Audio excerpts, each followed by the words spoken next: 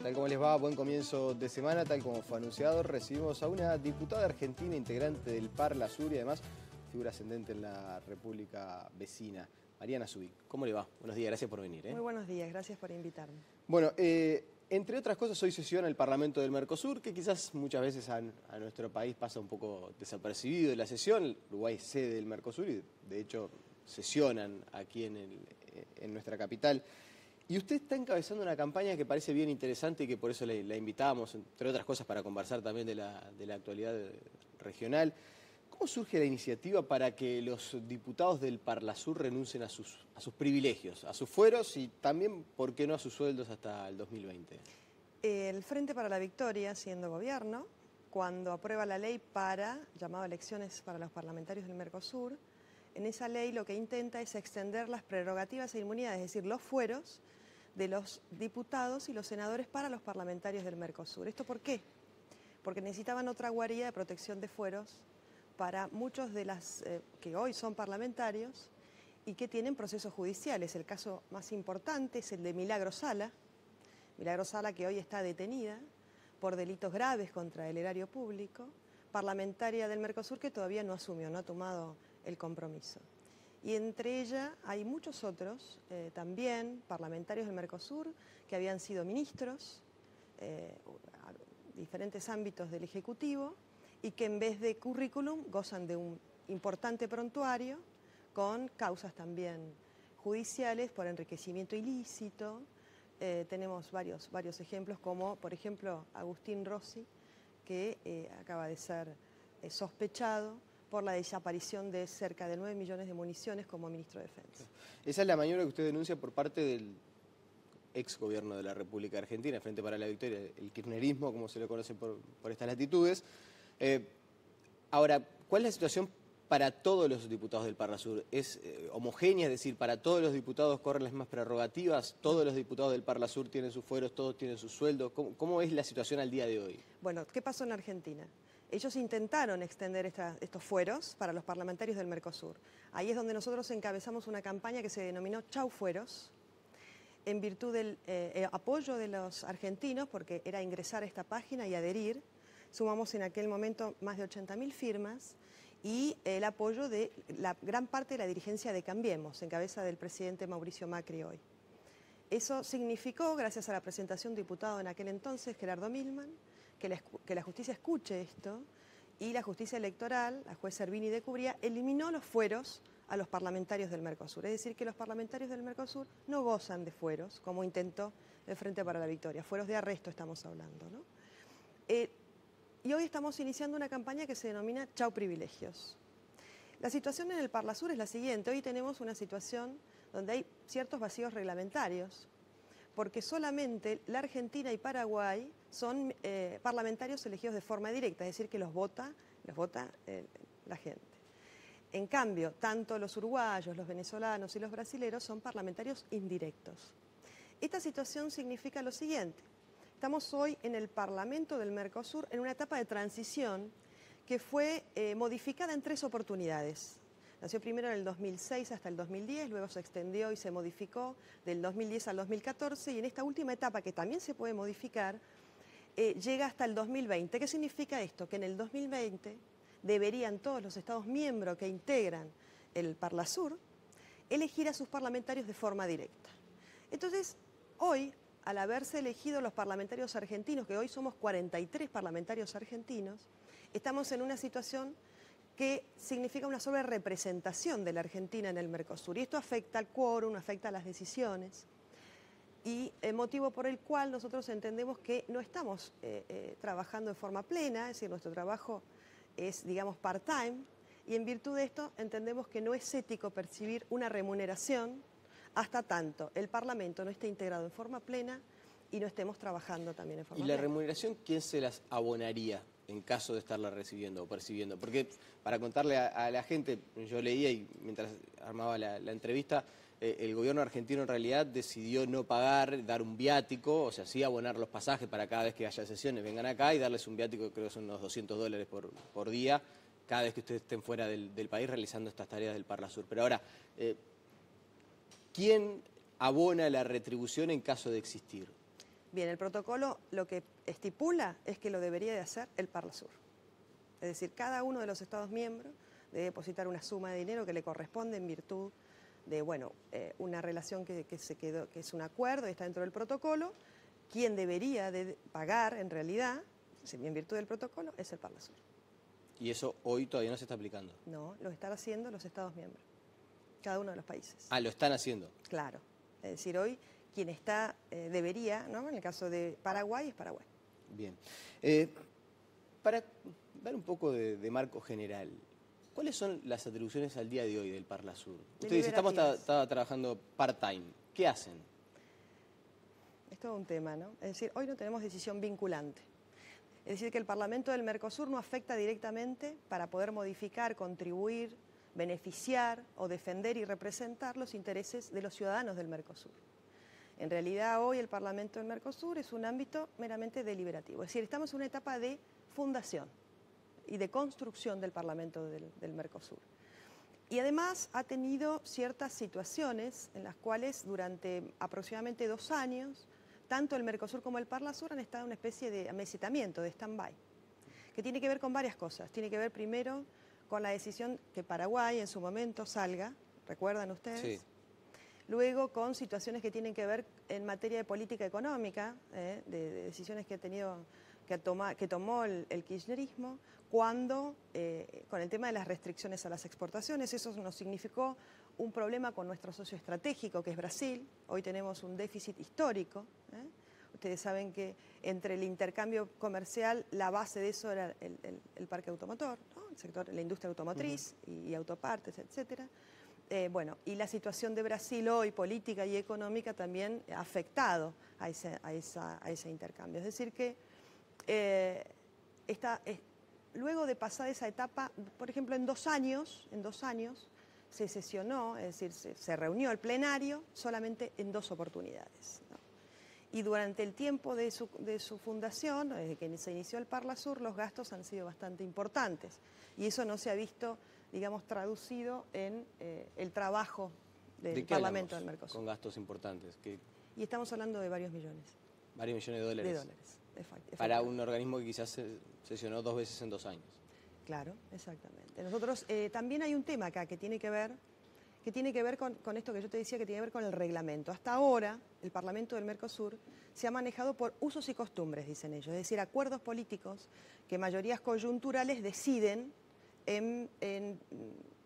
sin respetar a las minorías, ¿no? Es decir, ¿por qué? Porque no se están rigiendo por las normas, por el protocolo constitutivo y por el reglamento interno. Nosotros, conjuntamente con muchos uruguayos, hemos tenido anoche una reunión muy importante, porque como vos sabés, hay solo un bloque constituido, que es el mal llamado bloque progresista, bloque chavista, y nosotros anoche, conjuntamente con venezolanos que se han incorporado hace muy poco y que van a tomar compromiso hoy en horas de la tarde, también con hermanos uruguayos, con brasileros, nos hemos reunido para ver la posibilidad de poder conformar un bloque regional y empezar en serio a que el Parlamento del Mercosur empiece a trabajar como corresponde, ¿no?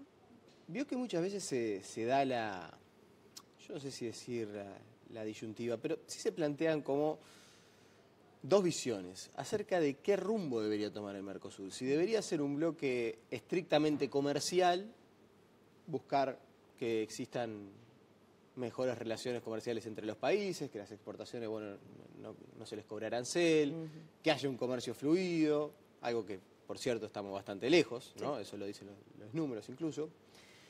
Y hay quienes entienden que el bloque regional debe ser un poco más abarcativo, que debe abarcar a cuestiones vinculadas a la política, de defensa de los gobiernos, un bloque comercial, pero también político.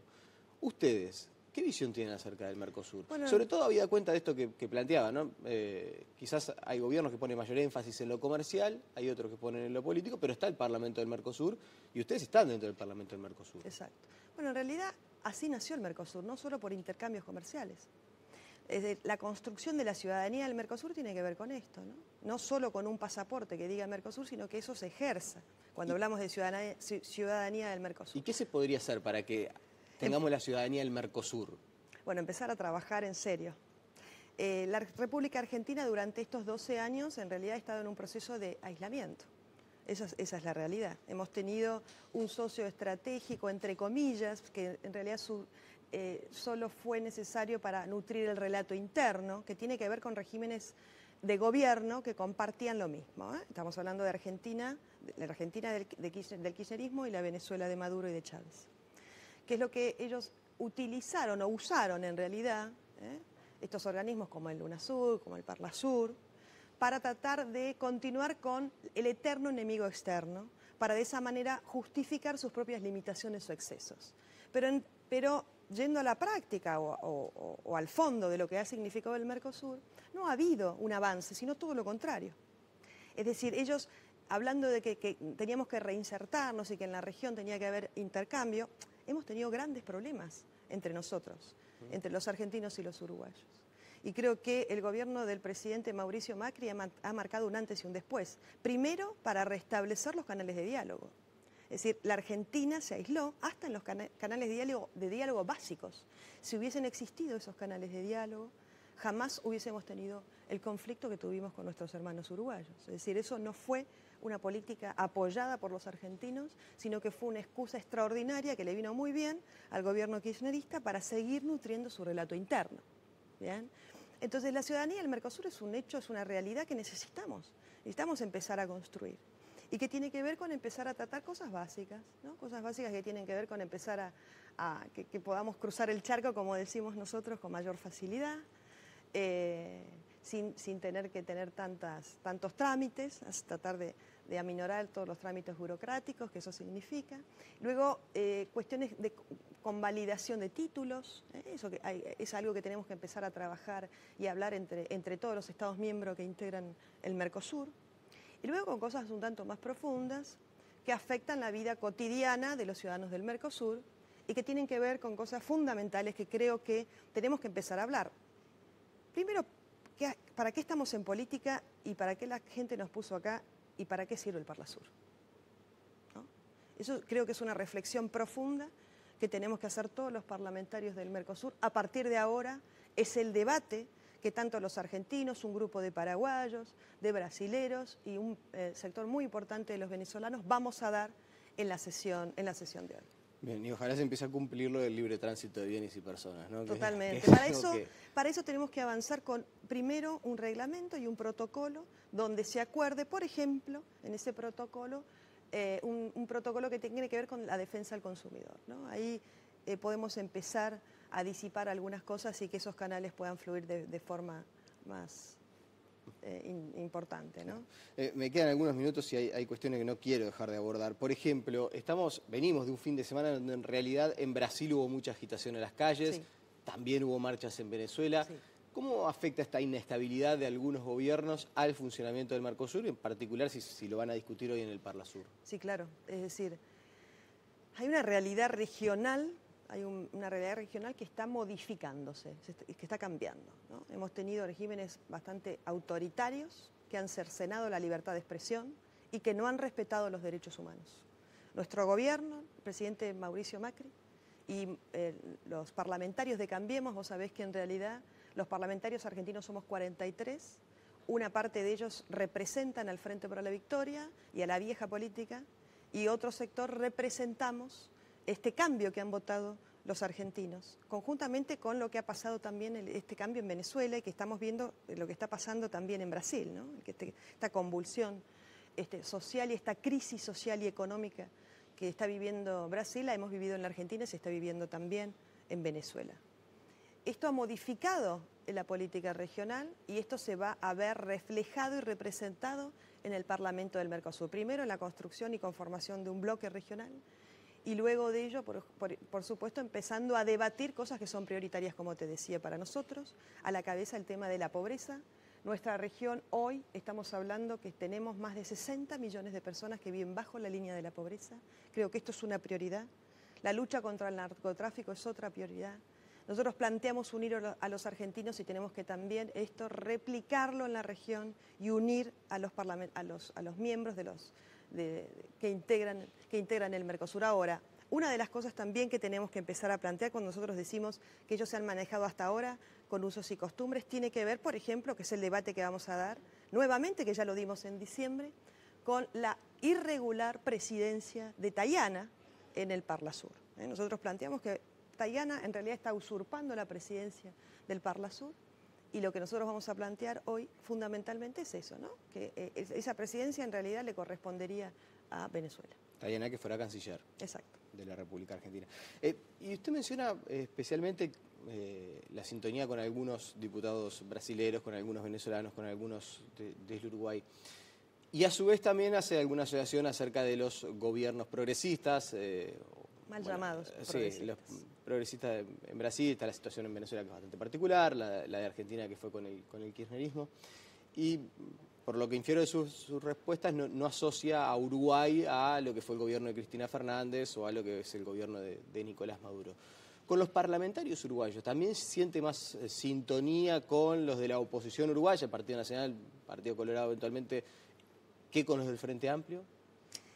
Nosotros hemos tenido conversaciones, anoche estuvimos reunidos con Daniel Peña, entre otros, pero entendemos que es muy importante que seamos lo más amplios posibles. Lo más amplios posible, en esto que nosotros decíamos de tratar de integrarlos a todos, esa es nuestra voluntad. Yo creo que se tienen que terminar este sectarismo, esta grieta y estas divisiones, y es muy importante para Uruguay y para la Argentina, como te decía, volver a restablecer esos canales de diálogo y tratar de abrazar a todos los uruguayos. Y vemos viable por el lado de Uruguay que se integren diputados del oficialismo, de lo que se considera el progresismo, que en otros lugares.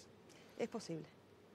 Ya sobre el final, ahora sí de las últimas. Usted es de Santa Cruz, sí, del sur de la República Argentina, conoce de cerca la realidad de por lo menos la formación, las carreras políticas del kirchnerismo. Si tuviera que definir en un par de minutos, ¿qué representa la familia Kirchner? Aparte, quiero consignar esto para quienes quizás aquí en Uruguay no conocen la trayectoria política de Mariana Zubik, que es una persona que ha estado trabajando muy cerca de Lilita Carrió y especialmente muy vinculada a las investigaciones por corrupción, ¿no? Es un tema que ha profundizado mucho. ¿Cómo se puede definir a lo que fue el gobierno kirchnerista, los gobiernos kirchneristas que pasaron, y en particular estos últimos de Cristina Fernández? Con el abuso de poder, ¿no? La falta absolutamente de respeto a la democracia y a la república. Por supuesto, la corrupción fue estructural. ¿Había tanta corrupción como se dice muchas veces? Fue el gobierno más corrupto de la historia argentina. Esto lo digo sin temor a equivocarme. Porque el tema es que utilizaron el Estado para privilegio y protección y encubrimiento de una clase política en desmedro de los argentinos. La Argentina hoy tiene más de 14 millones de pobres, habiendo tenido recaudación histórica, una recaudación histórica, y un crecimiento sostenido económico de casi 9 puntos. La realidad es que eso no se vio traducido en mejoras para los argentinos. Lo que vimos fue cómo se enriqueció una clase política de forma extraordinaria y el empobrecimiento de la sociedad argentina. Hoy estamos padeciendo una fiesta de 12 años de absoluto desmanejo, todos los organismos de control absolutamente cooptados y, por supuesto, ningún respeto ni a la Constitución. Y esto se vio. El Frente para la Victoria lo que intenta es trasladar sus usos y costumbres. Lo mismo que hicieron en la Argentina, lo intentan trasladar en el Parlamento del Mercosur, y hoy está el bloque de Cambiemos explicándoles que tanto el protocolo constitutivo como el reglamento interno son cuestiones y normas que hay que respetar. Ya no mayorías coyunturales se van a llevar puesto o se van a llevar por delante lo que para nosotros son las normas, que viene a ser como una especie de constitución. En realidad es algo superior a eso, que es el protocolo constitutivo del Parlasur y su reglamento interno. ¿Pero en qué se veía la corrupción? Por ejemplo, usted dice, fue el gobierno de mayor corrupción de la historia de la República Argentina. ¿En qué? ¿En qué se ve? En todo. Donde vos mirás y observás. El presidente de la Nación, cuando hizo la sesión inaugural, dio en su discurso un panorama respecto a lo que ha significado la corrupción en la República Argentina. Todos los organismos, absolutamente todos los organismos, hoy te marcan números realmente alarmantes. Es decir, lo que hicieron fue, en primer lugar, Hicieron lo mismo en la provincia de Santa Cruz. Néstor Kirchner asume la gobernación con 12.000 empleados públicos. Hoy la provincia de Santa Cruz tiene 75.000 empleados públicos. Una provincia, una de las provincias más ricas del país, hoy está fundida. Tiene un problema gravísimo financiera y económicamente. ¿Esto en virtud de qué? En virtud de que ellos tienen una confusión y una distorsión importante. Ellos toman lo público como privado y han utilizado el Estado, ellos han privatizado el Estado, lo han tomado como propio. Y ahí vemos en el crecimiento patrimonial del matrimonio Kirchner y de la familia Kirchner, ¿no?